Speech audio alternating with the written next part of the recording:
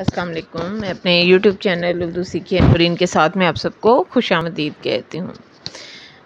آج ہم جماعت ہشتم کا سبق خون کا بدلہ کا اگلا حصہ پڑھیں گے. پہلے حصے میں ہم نے دیکھا کہ مراد خان خون میں لت پت چارپائی پر پڑا تھا اور گاؤں کے لوگ اس کے حجرے میں جمع تھے.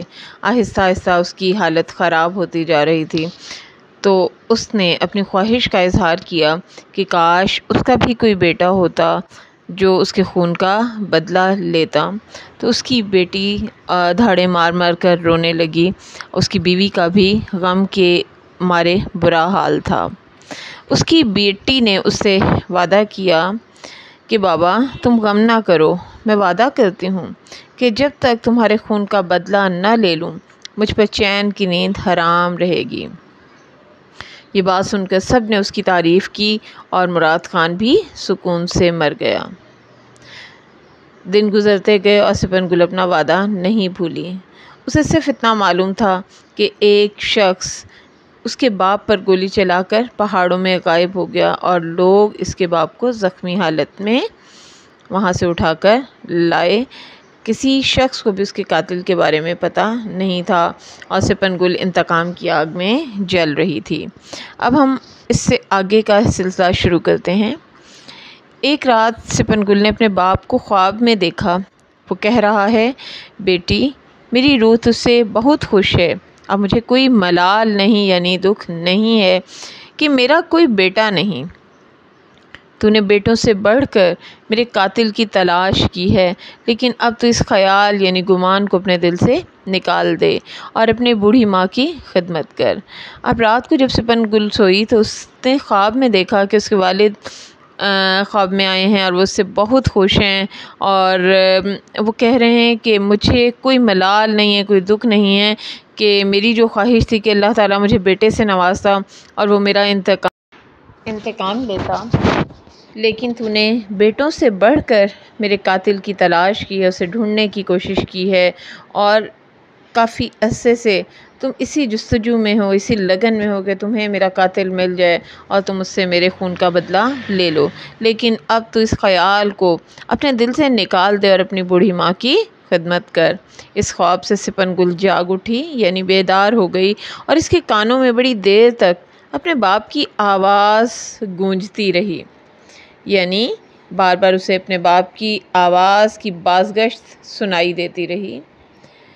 اتنے میں دروازے پر دستک ہوئی یعنی دروازہ کھٹکھٹایا گیا. تھوڑی دیر کے بعد پھر کسی نے دروازہ کھٹکھٹایا. اب ماں بھی جاگ پڑی تھی یعنی بیدار ہو گئی تھی. ماں بیٹی دونوں نے اٹھ کر دروازہ کھولا.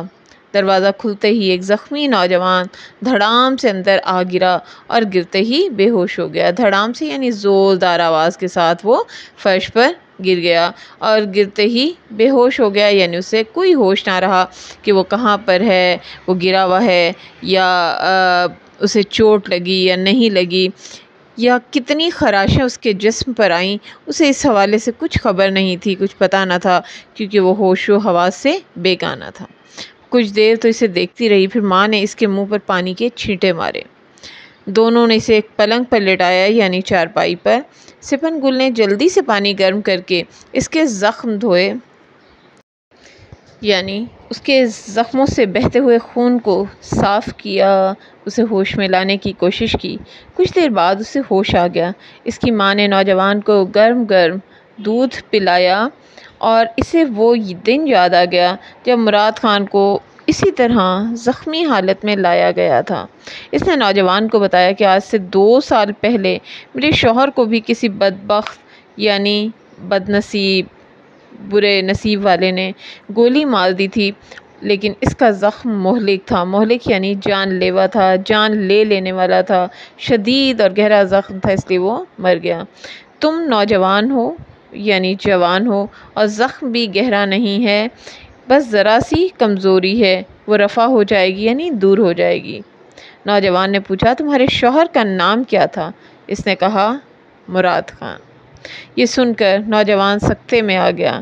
اسے یوں محسوس ہوا کہ کسی نے اس کے سر پر کاری ضرب لگا دی ہو. کاری ضرب یعنی گہری چوٹ لگا دی ہو.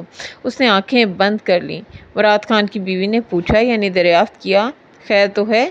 اس نے کہا، کوئی بات نہیں، درد کی وجہ سے کروٹ بدلنا چاہتا ہوں، یعنی پہلو بدلنا چاہتا ہوں۔